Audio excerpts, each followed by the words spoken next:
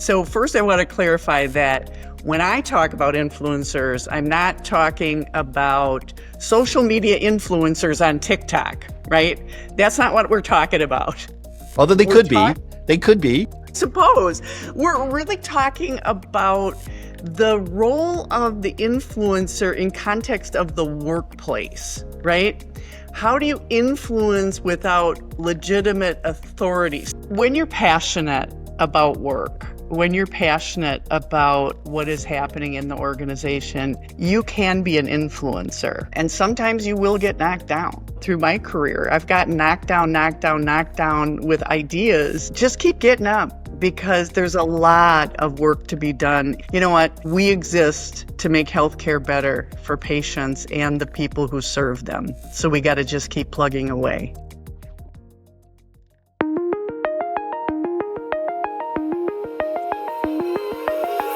Welcome to Beyond the Blueprint, a podcast designed to empower healthcare professionals to improve care delivery through integrated design and technology innovation.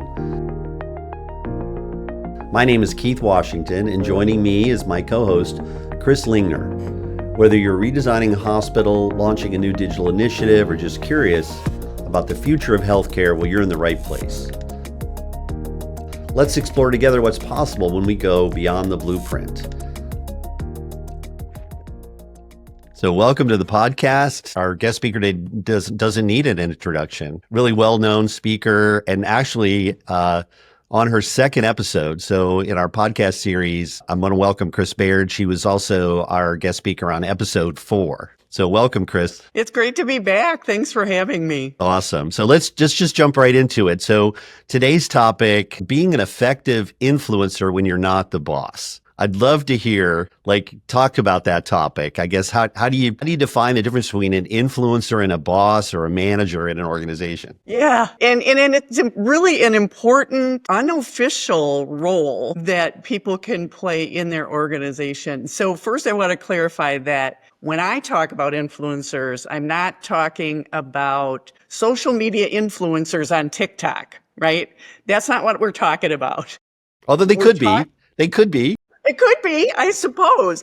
We're really talking about the role of the influencer in context of the workplace, right? How do you influence without legitimate authority? So what we found is this is a crucial workplace skill, especially in complex healthcare systems where you've got cross-functional teams, you've got matrix teams, you've got collaborative projects that are going to take a whole group of different disciplines to execute, right? And oftentimes people are brought into that and they don't have the boss's, title. And so when I look at the difference, I really think it comes down to authority, right? The boss is a defined position that often has hiring and firing authority, right? But being the boss, being the manager doesn't make you an influencer. It can be, but an influencer,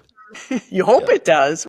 But an influencer has impact by establishing, I call it street cred, right? Credibility, relationships, and they demonstrate value in a less formal way, there's not a title nobody's name badge says influencer, but it's very likely who they are in your department. They operate outside the traditional hierarchical, org structure.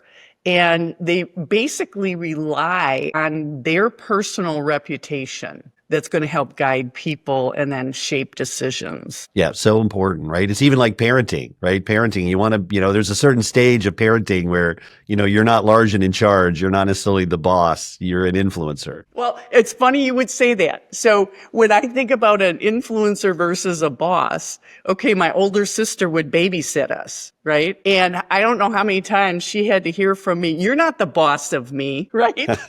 She needed to hone her influential skills because she was not the boss of me. But, I think all our kids, they shared that phrase. That became part of the culture, right? That was part of Absolutely. Yeah. I don't know where that came from. I'm sure some TV show or something.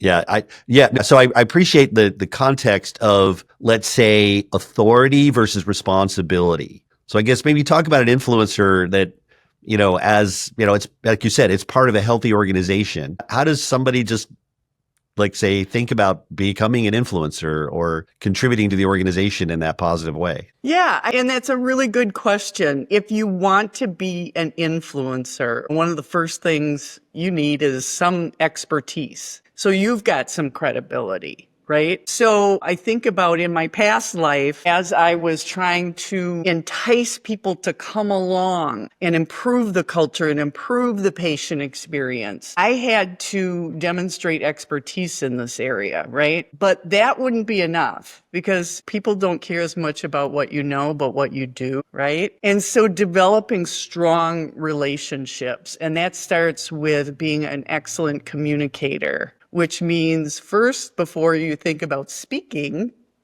being a good communicator means being an excellent active listener. So what's top of mind for people? If you're going to be an influencer, you have to answer the question, what's in it for me, right? Because if you're trying to get people to change behavior, I always say, look out, picture you're looking out at them as an audience and everybody's got IFM across their foreheads. And you have to answer that to every person, right? So what's in it for me? You have to listen. You have to act with integrity because you need to be trusted, right? But you also have to be empathetic, and you can't try to be the smartest in the room. That's really important. You need credibility, but you have to be able to elevate others, saying, everybody, Keith came up with this idea yesterday, and I think it's well worth discussing. Help to elevate others in the presence of the team. You're not saying, here's this idea, and you're taking credit for it, right? You want to help elevate others and always tying back to organizational goals. Yeah. So I'm going to shift gears a little bit on the influencer idea and think about beyond just, say, part of the organization, a member of the clinical team or the care team, but let's say looking at it from a vendor's point of view, another stakeholder in the ecosystem that can be an influencer. And this is where I'm going to pick on Chris Lingner a little bit. Chris, you were on the provider side, and now you've gone to the dark side on the vendor side. So I guess, how do you think about that as an influencer in an organization trying to be responsible to help health systems? The listening, like that Chris just talked about, or the communication. Tell us about your experience in that area. As far as getting people to listen to me, that's a hard one, especially coming in as a vendor, because now I'm not a part of their team. I'm an outsider that's coming in to their ecosystem, which they have well formed, and I don't have any credibility. I don't have a background with them. Plus, now, as you mentioned, Keith, I'm kind of Darth Vader coming in. I'm that bad person. So as Chris went back to her point of really trying to develop that relationship, so trying to add that credibility of, I do have something to offer, and, listening to them, as you mentioned, Chris, is important. What is important to them? What's in it for them? What is their final goal? What are they really after?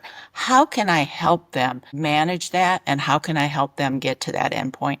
And that's really what I know I focus on, trying to look at how is it going to make life better for them, because they're not going to buy anything from me unless I can make it easier or better for them. So that's really how I look at it.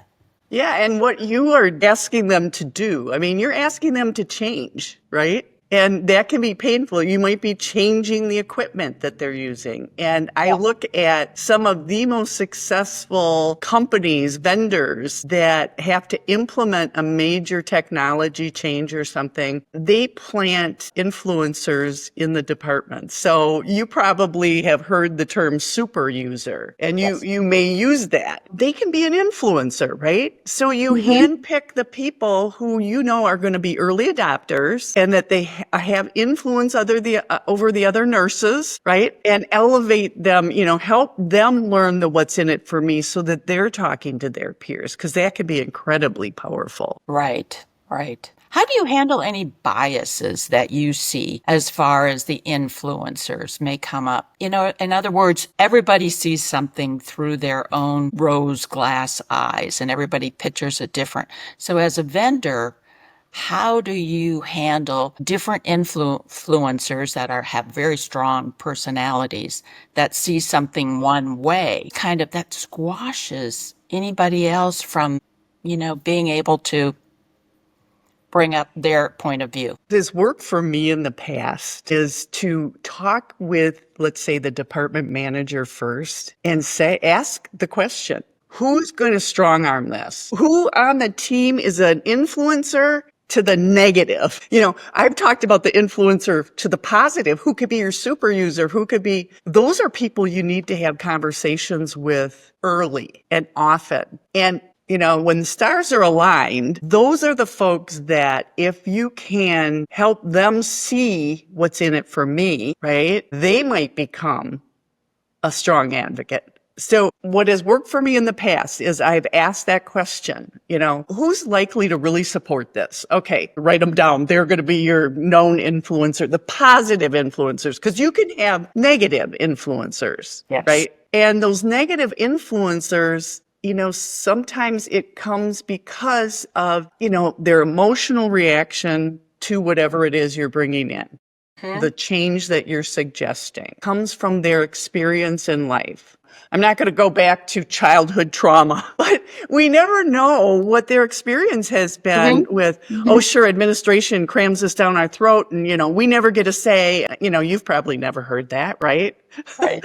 We never get a say.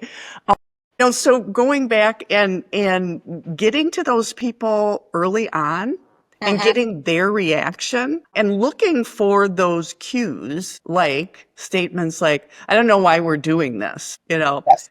Okay, that's a great opportunity to say, hey, I'm glad you brought that up because again, you're being inclusive, right? Yeah. And how do you motivate those people? Because, you've got those strong personalities that you're speaking to. And then you've got those that want to sit in the background and let everybody else just kind of handle the situation, but they really do have a stake in it, obviously. And, it is important to them. Are there different techniques that you use to motivate these people, besides just the positive outcome, maybe a plaque or I hate to say the employee of the month or whatever for bringing up the idea, or even has anybody ever done monetary, bonuses for helping to implement changes in structure? People do incentives for helping to implement, but what I want to always be clear about is that we're not rewarding the naysayers for finally coming along, right? I mean, it's like,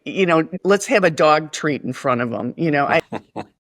There are behaviors that should not be tolerated in organizations, and we're going to go back to culture on that. But when people are rude, I don't care if it's to a visitor, a family member, a patient, or a vendor, there's no place for that in an organization that truly lives their values. So I'm always going to try to communicate first. Right? Start with why. Why is this important to the organization? How does this fit in? What's in it for you? Asking questions. What do you think will make this most effective? So starting that way, and there have been times where I have had to say, and this is when I was an influencer inside the hospital. Okay. I would have to say to people, how about this? Could you just humor me? Could we try it my way for 3 weeks and then we're going to circle back? Yeah.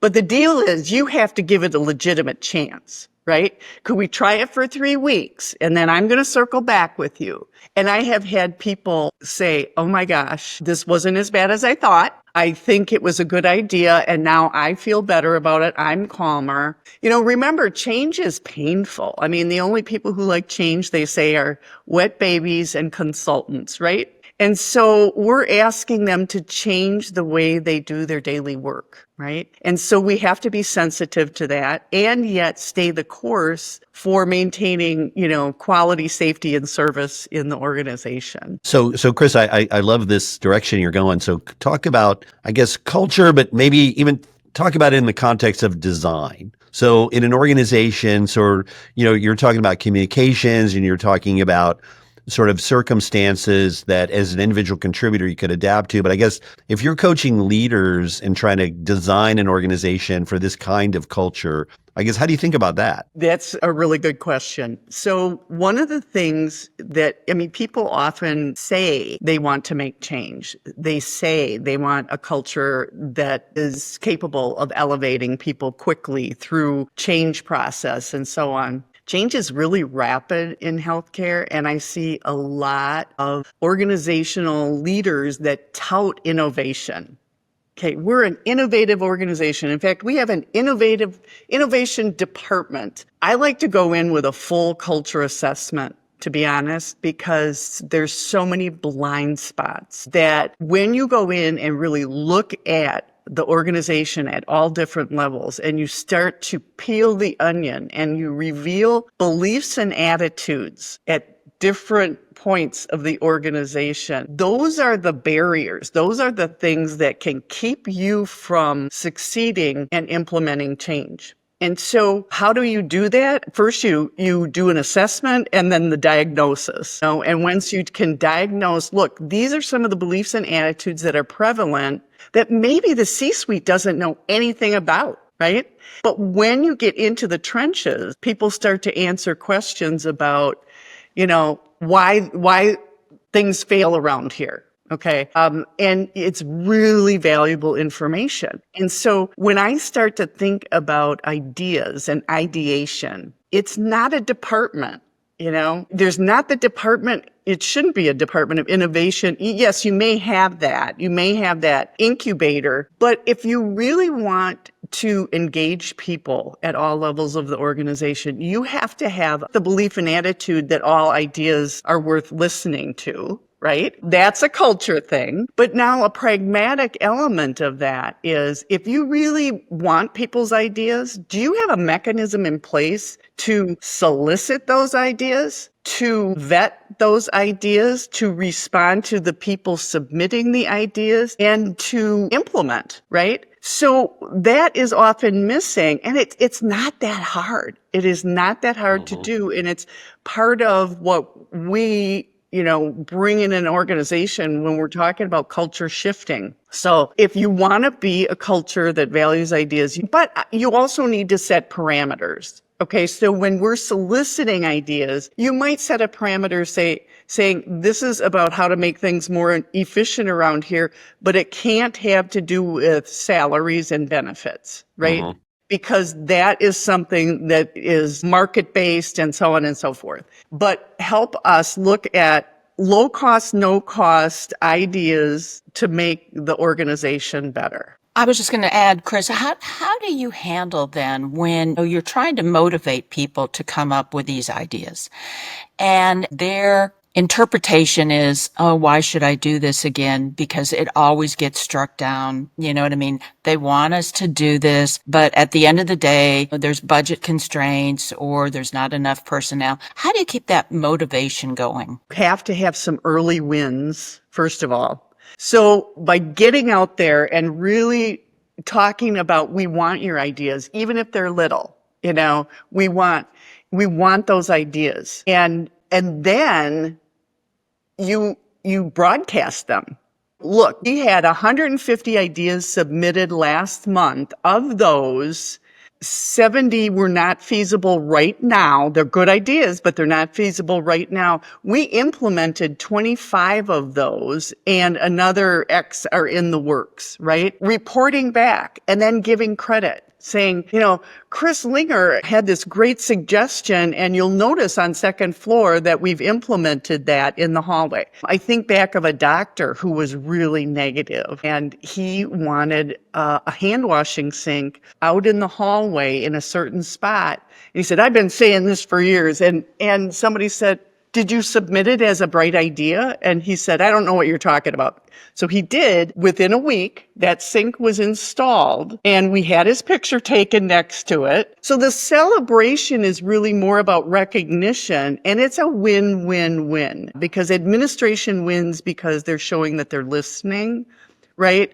The person submitting the idea wins because they're getting some accolades, and the rest of the organization wins as they start to feel that we are heard here. So I guess a couple things I want to maybe follow up with on the design aspects, Chris, is so beyond the blueprint, we're always talking about better health tech by design. So can you talk a little bit about change management in the context of our digital world and how we can maybe get influencers to get on board and positive about change with respect to new technologies coming in? How does that work? Again, to have early adopters that are going to be your super users and influencers, that might be the most simplistic way. But I think about even how the information is shared in the digital world, right? I said at the beginning, well, it's not necessarily TikTok. Well, it might be. I mean, some organizations have their own Facebook channel and they encourage that at work. Can be very helpful. Does that answer where you're going? It does. No, it does. I think it's very helpful.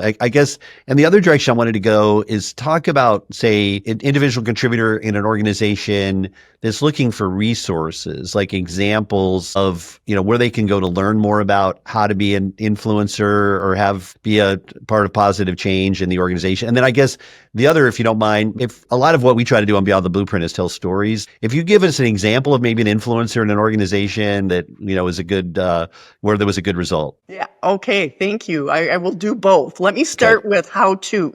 Okay. There was a really great article from Wharton called Influencing Without Authority, a 4-part formula. And that is a really good article that talks about some of the things that I've touched upon about the expertise, the relationships, the communication skills, the listening, and so on. They go through a lot of that in that article. And the other thing I didn't talk about was resilience. You have to be resilient. Chris Lingner and I were talking about this before, and how do you handle the rejection? Well, one great example I have is I worked with a couple organizations where they had really lousy patient experience scores, and they were part of a big system, and that system was on them because they were not performing up to the standard or up to their values. And so the technique was the CNO came up with the idea, what if we embedded nurse coaches? Right? What if we could do that? So we created a job description, hired these nurses who would be coaches in every department. And their role was to coach any person who came in contact with patients. So they could be coaching doctors, nurses, phlebotomists, housekeepers, anybody. And at first it was sort of that, you're not the boss of me. Who are you to tell me? And I will tell you with perseverance, those nurses have learned, they've refined these influencer skills so well, but everybody started to see what's in it for me, right? Mm. And because they're registered nurses on the unit, they could be a second pair of hands. They could quick start an IV. They were an extension of the manager. So the managers started loving them because they could do all the rounding on the patients that the manager couldn't get to. And so we trained them up. I created a 3-day training for these people. And part of that 3-day training was they're up on the units and then they come back and they have to coach me and I give them feedback on their coaching. So their scores climbed. And now they're finding their safety scores are climbing because these nurses aren't just focused on patient experience. They're also helping to, look at CLABSI and CAUTI rates, falls, and all of those numbers are supporting the value of this position. And so a lot of times people say, oh, we can't afford that. That's ridiculous. Oh, we don't have enough nurses as it is. Don't even talk to me about this. It has paid off. It has paid off in very big ways. So, excellent. Yeah. So that's one example. Great example. Yeah. And I think that, I know it's one of the topics you like to talk about is passion, right? When you have that kind of positive momentum and you get people to internalize this, I guess, it gives the job meaning and purpose. And I guess, I know that's probably something in the culture. It's not easy to, let's say, just rationally implement, but just continue to make it. How do you, I know this is a big, area for you. How do you think about that, creating passion for influencers that want to do what you're talking. Connection to purpose. Connection to purpose is huge. Speaking the language, people don't go into healthcare to get rich, well, not everybody. I guess there are a few jobs out there, but let's talk in general. Right. You don't go into it. You do it because you care. And so where we lose opportunity is failing to connect the dots between the work of your hands and the work of your heart. Right? And we've got to make that connection. We give job descriptions, and tell me if you've ever read an inspiring job description.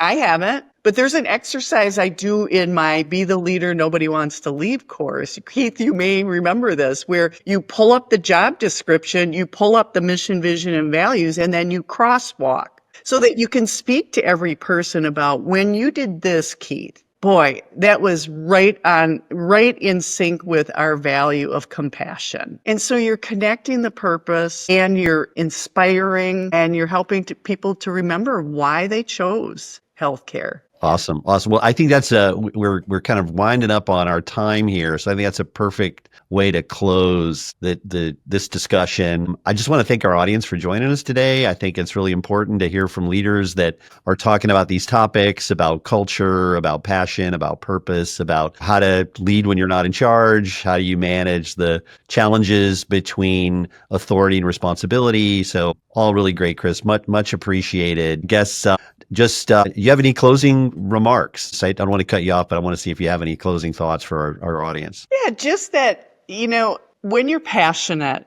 about work, when you're passionate about what is happening in the organization, you can be an influencer. And sometimes you will get knocked down. But again, if you go back, and I think about through my career, I've gotten knocked down with ideas. Just keep getting up, because there's a lot of work to be done. You know what? We exist to make healthcare better for patients and the people who serve them. So we got to just keep plugging away. So Chris Lingner, you got any closing thoughts for us? No, just mimic what Kris just said. It's just that passion. And that's what makes an organization great, any organization, whether it be a hospital organization or an outside of the healthcare organization, is that feedback from within. To really bring that organization to a full circle and its full potential. You have to have that feedback from the people that understand what's happening at all levels of the organization, from the very bottom to the very top. So thank you, Kris. Perfect. Thank you. Thank you for having me. Yeah, thank you, and hope you'll come back. We really appreciate your time today. And I guess we'll put some of the links in the notes about the resources, the articles you mentioned. And again, thanks everybody for listening, and that's a wrap. Thank you for listening to Beyond the Blueprint. Together, we're exploring how thoughtful design can simplify complexity, enhance patient care, and create meaningful change. If you found value in today's episode, make sure to subscribe and leave a review in order to help us continue the conversation. Let's reimagine healthcare together on Beyond the Blueprint.